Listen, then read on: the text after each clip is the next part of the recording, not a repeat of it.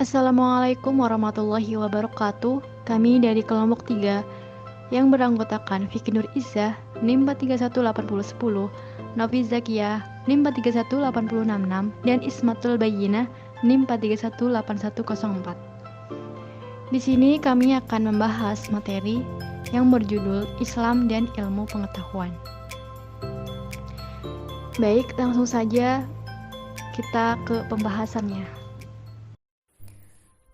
Terima kasih atas kesempatan yang diberikan oleh moderator.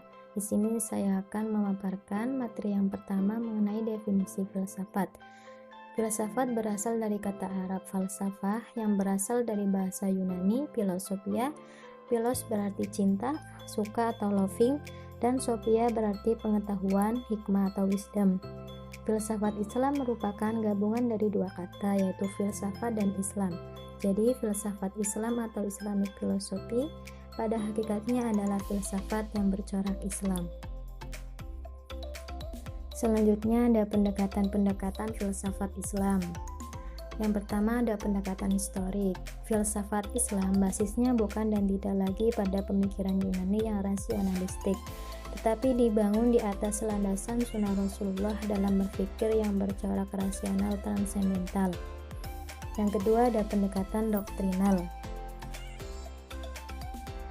Filsafat Islam mempunyai titik tolak yang jelas, yaitu berpikir rasional, transendental, dan berbasis pada kitab dan hikmah.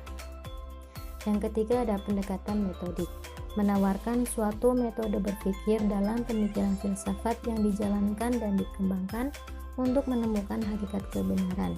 Dalam metode filsafat Islam dibangun berdasarkan sunnah Rasul dalam berpikir, yang artinya apa yang ditempuh dalam proses berpikirnya untuk memahami, memikirkan, dan mencari solusi dari akar masalahnya.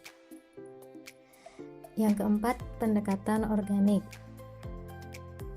Filsafat Islam bertumpu pada mekanisme akal sebagai kesatuan organik pikiran dan qalb, yaitu dalam kesatuan pikir dan zikir.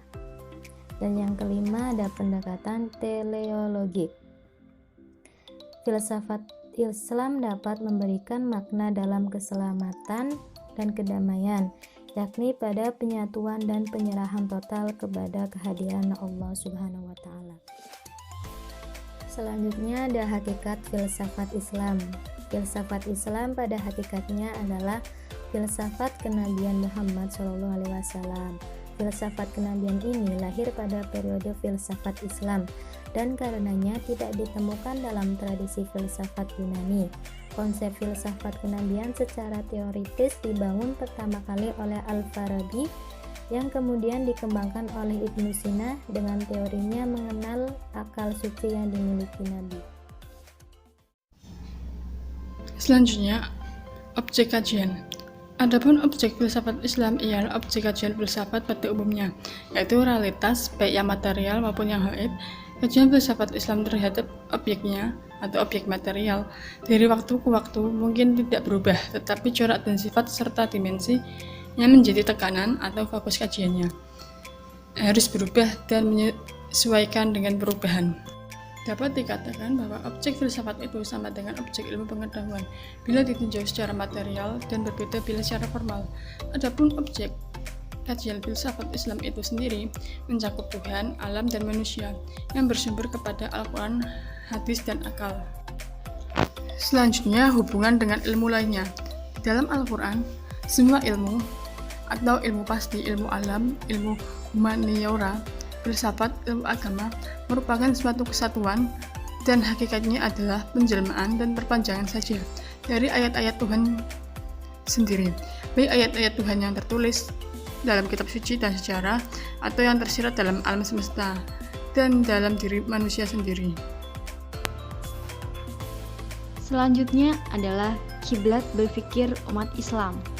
Dunia Islam klasik yang menjadi kiblat pengembangan ilmu pengetahuan yang tampaknya tinggal dalam buku-buku sejarah semata. Saat sekarang ini, kiblat itu telah berpindah ke dunia barat.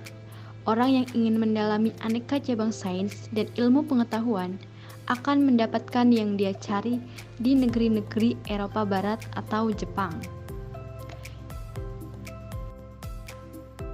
Bahkan studi agama-agama Islam pun tidak lagi didominasi oleh negeri-negeri Timur Tengah. Dalam pandangan Saleh Putuhena, era klasik Islam berlangsung di antara abad ke-7 hingga abad ke-13 Masehi. Pada periode ini dijuluki sebagai The Golden Age of Islam. Itulah penjelasan dari kami tentang Islam dan ilmu pengetahuan. Terima kasih dan mohon maaf apabila ada salah-salah kata. Wassalamualaikum warahmatullahi wabarakatuh.